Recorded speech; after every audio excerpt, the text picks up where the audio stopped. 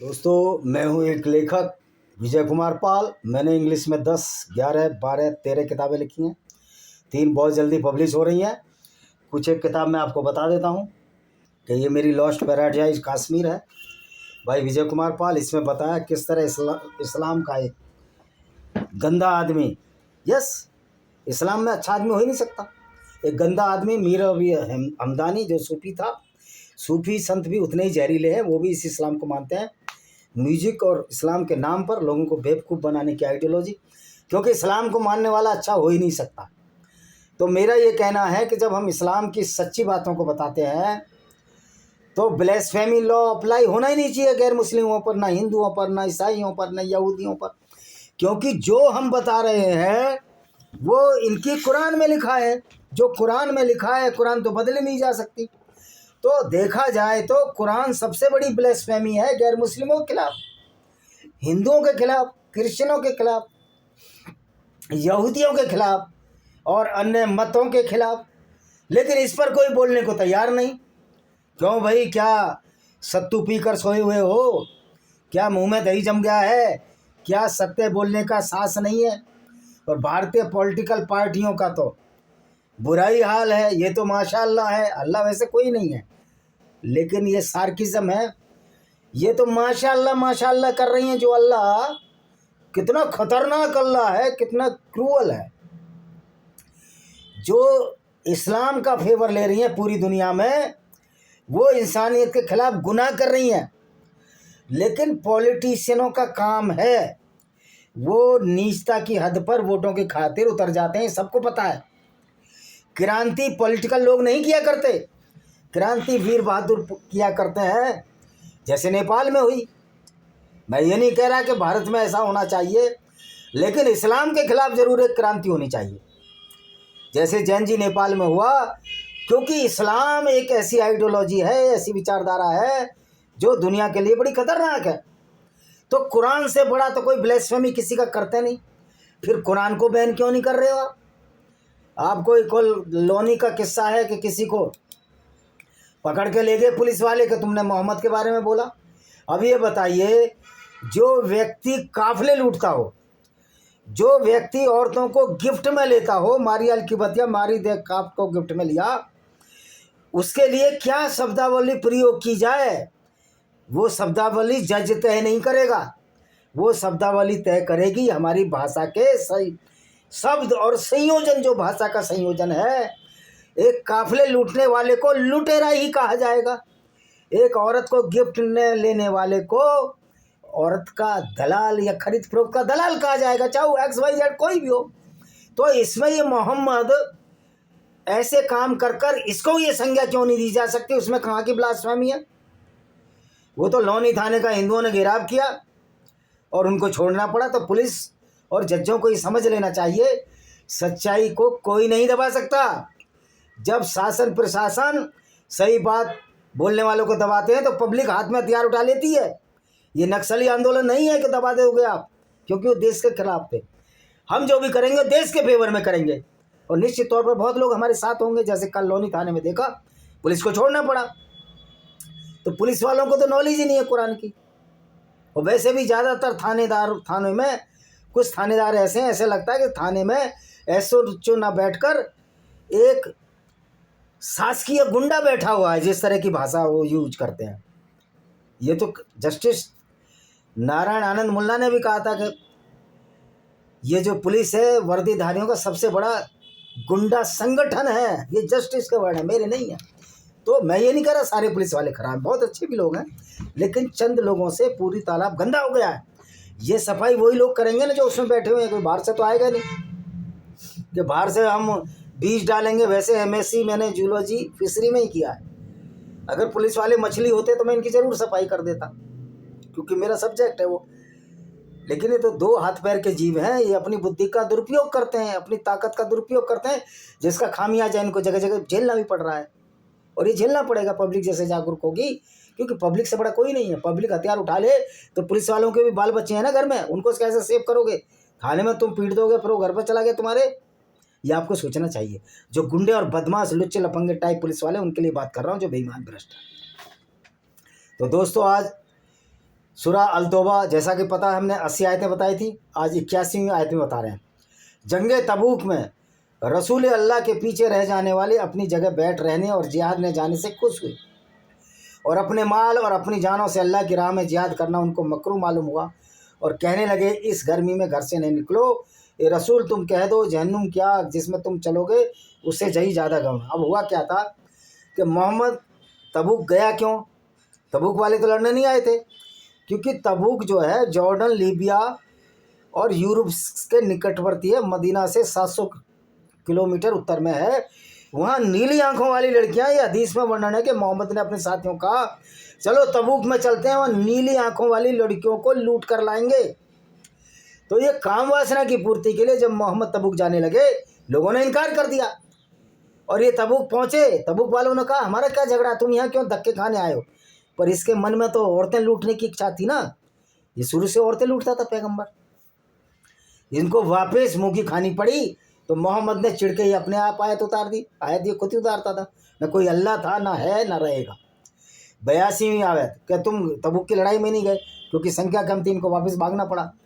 82वीं आयत फलज़हकू कलील वल बेकू कसीरन, अगर वह कुछ समझें तो कुछ वह किया करते थे, उसके बदले चाहिए कि उन्हें बहुत कम हंसें और बहुत रोएं। ये मूर्खतापूर्ण बात कह रहा है मोहम्मद। अबे कोई हंसे रोए तेरे क्या मतलब है? तेरी विचारधारा ने सारी दुनिया को रुला दिया ना। तो ये रसूल अगर अल्लाह तुम इन मुनाफिकीन यानी कि जो मोहम्मद के साथ नहीं गई लड़ाई में लड़कियां लूटने कि किसी गिरोह की तरफ से जिहाद में सही सलामत वापस आए, फिर तुम से जिहाद के वास्ते निकालने के इजाज़त मांगे। अगर मोहम्मद अगर तुम जीत कर आ गए फिर कहेंगे हम भी चलेंगे, तो साफ कह दो तुम मेरे साथ जिहाद के हरगिज़ ना निकलने पाओगे। क्या तुम मेरे साथ जिहाद के लिए नहीं जाओगे? जिहाद असगर की बात कर रहा हूँ मैं जो ये गुंडागर्दी है। जिहाद अकबर की बात नहीं कर रहा जो शाहरुख खान बोल रहा था कि जिहाद अकबर का मतलब है, जिहाद का मतलब है अपनी आत्मा की शुद्धि करना। वे मूर्ख शाहरुख खान, बेवकूफ़, आतंकवादी। ये जिहाद अकबर का मतलब है अपनी आत्मा की शुद्धि करना। मूर्ख, जब अपनी आत्मा की शुद्धि करोगे तो क्या तुम जिहाद असगर करोगे? लोगों को कत्ल करोगे? जब तक जिहाद असगर है, लोगों को कत्ल करना है, लोगों की औरतों को लूट कर बलात्कार करना है, तो तुम्हारे जिहाद अकबर का क्या मतलब है? ये तो बेवकूफ़ बनाने की चाल है लोगों को। इस बेवकूफ़ी में अब गैर मुस्लिम नहीं आएंगे। मोहम्मद ने अरबियों को बेवकूफ़ बना दिया होगा, मुसलमानों को बेवकूफ़ बना दिया होगा कि दिमाग इस्लाम मानने वालों का तो ब्रेन वॉश हुआ हो रहता है, वो दिमाग से सोचते नहीं, दिल से सोचते हैं। तो जितने भी लोग दिमाग से नहीं सोचते, दिल से सोचते हैं, वो मूर्ख है, क्योंकि दिल तो सोचता ही कुछ नहीं है। 84 और ये रसूल उन मुनाफिकों में से जो मर जाए तो कभी ना किसी के नमाज जनाजा पढ़ना, नमाज जनाजा पढ़ना और न उसकी कब्र पर खड़े होना। इन लोगों ने यकीनन अल्लाह और उसके रसूल के साथ कुफ्र किया और बदकारी की हालत में मर भी गए। कह रहा इन लोगों ने जनाजा मत पढ़ना। अबे जनाजा तो लोग इस्लाम छोड़ते जा रहे हैं, जनाजा पढ़ने की क्या जरूरत है? उस किताब की कोई इज्जत है जो किताब दूसरों को कत्ल करने की बात कहती है? वो ये तो एक क्रिमिनोलॉजी है। कुरान तो अपराध शास्त्र है, तो इस पर बैन तो लगना ही चाहिए। हम तो कह रहे हैं बैन लगाया जाए इनकी आयतों पर। और उनके माल और उनकी औलाद तुम्हें ताज्जुब मान डाले, क्योंकि अल्लाह तो बस यही चाहता है कि दुनिया में उनके माल औलाद की बदौलत उनको अजाब में मुब्तला करे और उनकी जान निकालने लगे, उस वक्त भी काफिर ही रहे। कह रहे उनकी औलाद उनको परेशान करे, माल परेशान करेगा। मूर्खों को मैं ये कहना चाहता हूँ जिसने कुरान की आयत निकाली अल्लाह को, कि भाई ये बता कि यार कोई मुसलमान इस्लाम छोड़ दे तो उसको कत्ल क्यों करते हो तुम? क्या डर था मोहम्मद को कि जो इस्लाम छोड़े उसको कत्ल करो? मैं इसलिए इस्लामिक कंट्रियों का विरोध करता हूँ। अगर आज इस्लाम कंट्री इस्लाम छोड़ने की इजाज़त दे दें तो 90% आबादी इस्लाम छोड़ देगी, क्योंकि अरबी लोगों में सेल्फ रेस्पेक्ट है। वो नहीं चाहते कि उनका पैगंबर इस तरह का आइकॉन हो जो लूट करता हो। जब कोई सूरा इस बारे में नाजिल हुआ कि अल्लाह को मानो और उसके रसूल के साथ जिहाद करो, तो उनमें से जो दौलत वाले हैं तुमसे इजाज़त मांगते हैं, कहते हैं हमें यहीं छोड़ दीजिए। देखिए दौलत वाला आज सऊदी अरब है, यूनाइटेड अरब अमीरात है, उन्होंने तो लगभग इस्लाम को छोड़ ही दिया। मंदिर भी बन रहे हैं, तुम तो कहते हैं कि जहाँ इस्लाम हो मंदिर नहीं होना चाहिए। तुम हर जगह जाकर मंदिर तोड़कर मस्जिद बनाओ और तुम्हारे मंदिर ना बने। ये गुंडागर्दी और दादागिरी जो इस्लाम की है वो अब चलने वाली नहीं है। तो ये कुरान तो बेकार की किताब है, ये फालतू की किताब है। लोगों को बर्बाद करने की किताब है। तो ये इस बात से खुश हैं कि पीछे रह जाने वाले औरतों, बच्चों और बीमारों के साथ बैठे रहे। भाई देखिए, आर्मी फौज लड़ती है, मोहम्मद की कोई आर्मी तो थी नहीं। मोहम्मद ने तो एक लुटेरों का गिरोह तैयार किया था। तो बीवी और बच्चे तो उसके होंगे, जो डिसिप्लिन्ड आर्मी होगी, उनके बच्चे बीवी घर पर रहते हैं, वो लड़ते हैं। लेकिन मोहम्मद तो ये चाहता था सारे लोग जाएं, लूटें काफिला। सब तो ऐसे नहीं हो सकते, सब तो बेगैरत और बेशरम नहीं हो सकते, जैसे कि मोहम्मद के साथ ही थे। और जिस तरह की बेगैरती मोहम्मद साहब किया करते थे, लूटपाट। अब ये क्या कहता है, उनके दिल पर मोहर दी गई है। वो दिल पर मोहर लगाने से क्या होता है? दिल तो कुछ सोचता ही नहीं है। दिमाग पर मोहर जरूर रसूलुल्लाह तुम्हारे लगा के गए सल्लल्लाहु अलैहि वसल्लम, तुम्हारे दिमाग पर मोहर लगा गए कि मुसलमान ऊंचे हैं, बाकी सब नीचे हैं। ओ भाई, साइंस के हिसाब से सब बराबर है। तुम भी वहीं से लैट्रिन करते हो, तुम भी वहीं से पेशाब करते हो। क्योंकि मोहम्मद साहब तो आपके वैज्ञानिक नहीं थे ना, वो तो अपने धन दौलत लूटने में लगे रहे और दुनिया को बेवकूफ़ बनाते रहे कि ये ज़िंदगी कुछ नहीं है, ज़िंदगी आखिरत के बाद, मरने के बाद की गारंटी है तुम्हारी। अरे मरने के बाद कुछ भी नहीं है। मोहम्मद करोड़ों साल नहीं उठ सकते, उनकी हड्डियां गल गई होंगी, देख लो कबर खोद के। ना मुसलमान उठेगा, ना कोई अल्लाह है। अल्लाह के दल्ले ज़रूर है जो अल्लाह के नाम पर लोगों को टीचिंग संभाल रहे हैं और आतंकवाद फैला रहे हैं, जिसमें सबसे बड़ा आतंकवादी यासिर अल-वाजदी है, जो कि शिकागो में बैठा हुआ है। और ट्रंप सरकार को ये सब कुछ दिखाई नहीं दे रहा, क्योंकि उसको तो हथियार बेचते हैं, भले मुसलमानों को बेचो। और मुसलमान उन्हीं हथियारों को जिहादी असगर, यानी कि लोगों को कत्ल काम करने मारे। तो ये पॉलिटिशियन तो बहुत गिरे धूर्त किस्म के लोग होते हैं। इनके खिलाफ तो ज़ेनजी की क्रांति होनी चाहिए हर जगह, जहाँ इतनी बदतमीजियाँ करें। 90 और तुम्हारे पास कुछ हीला करने वाले गंवार देहाती मौजूद हुए, ताकि उनको भी पीछे रहने की इजाज़त दी जाए। जिन लोगों ने अल्लाह उसके रसूल से झूठ कहा हुआ घर में बैठे रहे, उनमें से जिन लोगों ने कुफ्र किया या उनकरीब उन पर दर्दनाक अजाब पहुँचेगा। आज तक तो कोई अजाब आया नहीं है, अब अजाब क्या आएगा? अजाब आ रहा है। अल्लाह रक्षा ही नहीं कर पा रहा बेचारों की। इजराइल ठोक ठोक मार मार भुरकुस बना दिया, और भारतीय सेना मार मुर इन अल्लाह के बंदों को हूर 72 हूरों के दर्शन करा रही है। अल्लाह कुछ नहीं कर पा रहा, अल्लाह है ही नहीं। मज़े की बात है, ये मूर्ख पढ़े लिखे मुसलमान भी उस अल्लाह में विश्वास करते हैं जो अल्लाह है ही नहीं, और लूटपाट करने वाले पैगंबर को अपना मसीहा मानते हैं। मतलब किस तरह इनका ब्रेन वॉश हो चुका है, ये आप देख सकते हो। हे रसूल, जिहाद में न जाने वालों, न तो कमज़ोरों पर कुछ गुनाह है, न बीमारों पर। बीमार कमज़ोर मत जाओ, न उन लोगों पर जो कुछ नहीं पाते खर्च करें, बशर्ते कि अल्लाह करे। ये सब गुंडागर्दी नहीं कर सकते। कमज़ोर बीमार थोड़ी औरतें को रैप करेगा। इसलिए मोहम्मद ताकतवर लोगों को ले जाता था, तंदुरुस्तों को, कि औरतों को लूटे, उनके साथ रैप करें और उनको बाज़ारों में बेचें, उसके बदले घोड़े हथियार खरीदें। ये तुम्हारी किताबों में लिखा, मैं नहीं बोल रहा ये। और न उन लोगों पर कोई इल्ज़ाम है जो तुम्हारे पास आए कि तुम उनके लिए सवारी वहाँ पहुँचा दो। तुमने कहा मेरे पास तो कोई सवारी मौजूद नहीं, यानी घोड़े हाथी लड़ने के लिए मौजूद नहीं है, तो उनको भी नहीं है, वो भी रहें घर में। यानी कि फुल वो लोग जाएं जो परफेक्ट ताकतवर हों, शरीर के दम पर गुंडागर्दी कर सकें, बलात्कार कर सकें और काफिलों को लूट सकें। ऐसे मोहम्मद को आदमी चाहिए थे। ये 10वें पारे की आखिरी आयत है। कुरान कई पारों में बती हुई है। पारे का मतलब ये नहीं है कि एक चैप्टर ख़त्म हो गया, कई चैप्टर 2 पारों में, जैसे यही पारा है। उनकी आंखों से आंसू जारी। सबील तो सिर्फ उन्हीं लोगों पर है जिन्होंने बावजूद मालदार होने के तुमसे जिहाद में जाने की इजाज़त चाहिए। उनके पीछे रह जाने वाले औरतों बच्चों के साथ रहना पसंद आया, अल्लाह उनके दिलों पर मोहर लगा दी। मतलब सीधा मोहम्मद कहता था, भाई लड़ो, कत्ल करो, औरतों से बलात्कार करो, काम वासना की पूर्ति करो, धन लिप्सा की पूर्ति करो, यानी कि फुल टू फुल गुंडागर्दी, डिक्टेटरशिप। ये इनके प्यारे मोहम्मद रसूलुल्लाह सल्लल्लाहु अलैहि वसल्लम करवाते थे, और ये इनके हीरो हैं। उसकी सुन्नत पर चलना चाहते हैं लोग। पारा 1194। जब उनके पास यहाँ वापस आओगे तो ये मुनाफिकीन जो लड़ाई में नहीं गए तुमसे इस तरह की मजारत करेंगे, हे रसूल तुम कह दो कि बातें ना बनाओ, कहेंगे हम नहीं गए। ओ भैया, जो लड़ाई जिहाद में नहीं गया वो है अच्छा आदमी, और जो जिहाद असगर करता है वो है सर्टिफाइड गुंडा। जैसे कि महमूद मदनी जो जिहाद असगर करना चाह रहा है, ये सर्टिफाइड गुंडा है। चाहे न्यायाधीश सुन ले सुप्रीम कोर्ट के, क्योंकि इस्लाम का जिहाद असगर एक गुंडागर्दी है। तो जितने भी मौलाना हैं जो इस्लाम की टीचिंग कर रहे हैं, इस्लाम सिखा रहे हैं लोगों को, वो हमारे भोले वाले मुस्लिम बच्चों को गुंडा बना रहे हैं, क्रिमिनल बना रहे हैं। और जो मदरसे हैं गुंडागर्दी का केंद्र हैं। जो कहता था मदरसे इस्लाम के किले हैं, असुद्दीन ओवैसी, ये इस्लाम के किले नहीं, ये मानवता के खिलाफ एक पनौती है, एक लानत है कि ऐसे मदरसे हैं जहाँ सिर्फ कत्लो गारत और गुंडागर्दी और बेवकूफ़ी भरी बातें सिखाई जाती हैं। 95 आयत क्या कहती है? जब उनके पास जिहाद से वापस आओगे तो तुम्हारे सामने अल्लाह की कसमें खाएंगे, और कोई अल्लाह की कसमें नहीं खाएगा। जो भी समझदार मुसलमान होगा वो अल्लाह को मानता ही नहीं है, वो मुसलमान ही नहीं है। क्यों? अल्लाह है ही नहीं, तो कसम काहे खाओगे? हवाई बात है सारी, ताकि तुम उनसे दरगुजर करो तो तुम उनकी तरफ से मुंह फेर लो।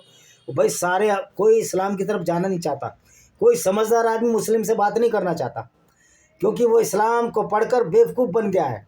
वो अपनी अपनी चलाएगा, इस्लाम की गुंडागर्दी को ढकने की कोशिश करेगा और पैगंबर के काफिले लूटने की घटना को झूठा मानेगा, क्योंकि उसने कुरान पढ़ी नहीं, अनुवाद के साथ तो पढ़ते नहीं मुसलमान लोग।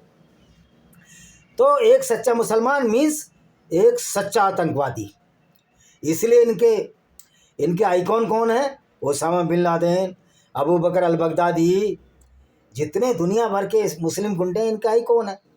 क्योंकि इस्लाम में ये गुंडागर्दी की परिभाषा नहीं है। इस्लाम के इसको पवित्र कार्य माना जाता है, जिसको भारतीय कानून में गुंडागर्दी माना जाता है। यही लड़ाई शुरू हो जाती है भारतीय कानून की और मुसलमानों के इस्लाम की, और इस लड़ाई में निश्चित तौर पर भारतीय कानून और संविधान जीतेगा, ऐसी हमें आशा है। और मैं उन दलित भाइयों को भी कहना चाहता हूँ, ये बाबा अम्बेडकर, तुम कहते हो बाबा अम्बेडकर ने लिखा संविधान, वैसे तो बहुत लोगों ने लिखा, बेनिकल नरसिंह राव भी थे इसमें, ये सिर्फ ड्राफ्टिंग कमेटी में आए, बाबा अम्बेडकर बहुत बाद में आए। फिर भी मान लो संविधान में इनका योगदान है, तो इस्लाम तो संविधान को नहीं मानता।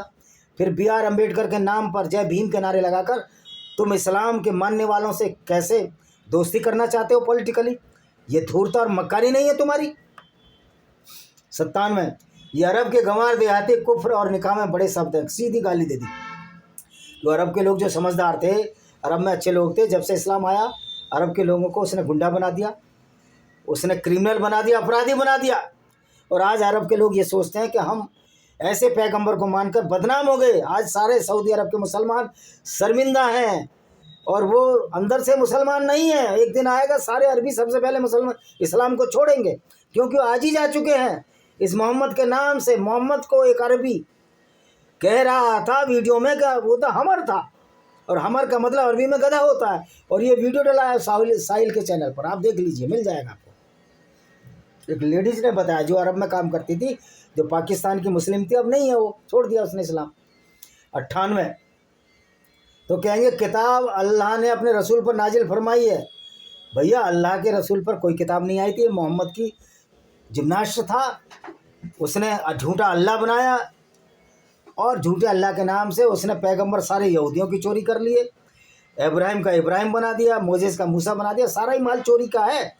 और उस पर तुर्रा ये कि इस्लाम अल्लाह की भेजी हुई किताब है, और ऐसा जिब्रील फरिश्ता जो सारी कत्लो गारत, लूटपाट और बलात्कार की आयतें भेज रहा, वो फरिश्ता था या शैतान था?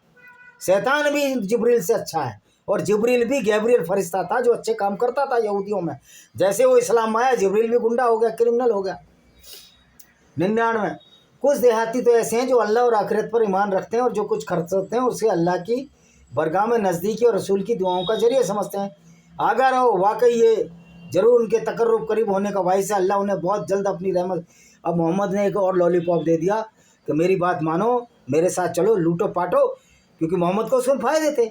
मोहम्मद 20% हिस्सा खुद लेते थे, और पीडोफाइल तो थे ही, छोटी उम्र की, जुआरिया से बलात्कार, सफ़िया से 17 साल की उम्र में बलात्कार, आयशा से 9 साल की उम्र में इंटरकोर्स, और बिना निकाह के भी इसने सेक्स किया, को जो इस्लाम में जायज़ नहीं है। तो मोहम्मद तो सारे क्राइम अपराध करता था, इस्लाम के हिसाब से भी अपराधी है वो। 100वां और मुहाजिरीन और अंसार। मुहाजिरीन वो जो मक्का से आए, अंसार वो जो मदीना में सबसे पहले इस्लाम में आए या मोहम्मद के झांसे में आए, इस्लामी गुंडागर्दी की पड़े, जिन्होंने नेक नीति से कुबेल ईमान में उनका साथ दिया और उनसे राजी अल्लाह खुश, और उनके वास्ते अल्लाह ने हरे भरे बाग तैयार कर रखे हैं। अब अल्लाह का रास्ता तो आपने जान ही लिया किस तरह का है। लूटपाट का रास्ता है, कत्लो गारत का रास्ता है, दूसरे के चर्च, टेम्पल, गिरजे, सिनेगॉग गिराने का रास्ता है। तो ये अल्लाह के रास्ते में वो खुश, और मोहम्मद के ज़माने में मुसलमान क्यों बने, उसकी वजह ये थी कि गरीब इलाका था, मोहम्मद ने लूटपाट अख्तियार कर लिया था। जो यहूदी अमीर थे, मोहम्मद भी यहूदी परिवार के थे, ये काफिले लूटा करते थे और धनमाल आ रहा था, औरतें आ रही थी, काम इच्छा की पूर्ति और धन की पूर्ति करते थे। और उस बड़ी बेशर्मी से उसे अल्लाह का राह बता दिया इन्होंने, एक झूठा अल्लाह तैयार किया। अब जहाँ लोगों को बता दिया ये अल्लाह दुनिया बनाने वाला, तो अरबी बेचारे डर जाते थे। तो इस तरह झूठ और फरेब का हमने जो पर्दाफाश किया है, उसके लिए हमने एक और किताब लिखी है, इसको पढ़ लीजिए, invader and hidden facts by Vijay Kumar Pal. ये सब गूगल अमेज़न पर है, कौन से पब्लिशर पे सब मिल जाएगी। तो इसमें साफ बताया गया किस तरह इस्लामी गुंडागर्दी ने भारत को बर्बाद किया, भारत भूमि को बर्बाद किया, और जहाँ जहाँ इस्लाम गया पूरी दुनिया को इसने बर्बाद किया। इसमें कोई दोष नहीं है बताने में, ये एक सच्चाई है। फिर मैं पूछना चाहता हूँ कि कुरान पर बैन क्यों नहीं लगता, जब कुरान सबसे बड़ी ब्लेस्फेमी करती है, लोगों की मजाक बनाती है, उपवास बढ़ाती है, तो कुरान और इस्लाम पर बैन क्यों नहीं लगता। ये यक्ष प्रश्न है जो मैं यूनाइटेड नेशन ऑर्गेनाइजेशन से पूछना चाहता हूँ, आदरणीय नरेंद्र मोदी से, पुतिन से, ट्रंप से, जो नॉन इस्लामिक कंट्री है उससे पूछना चाहता हूँ। इसी के साथ मैं इस वीडियो को यहीं पर विश्राम देता हूँ। वंदे मातरम, जय हिंद, आपका दिन शुभ हो। मेरी किताबें ज़रूर पढ़िए और ख़रीदिए, तो आपको पता लग जाएगा किस तरह कुरान की आयतों को हमने इसमें कोट किया है और सच्चाई को आपके सामने लाए हैं।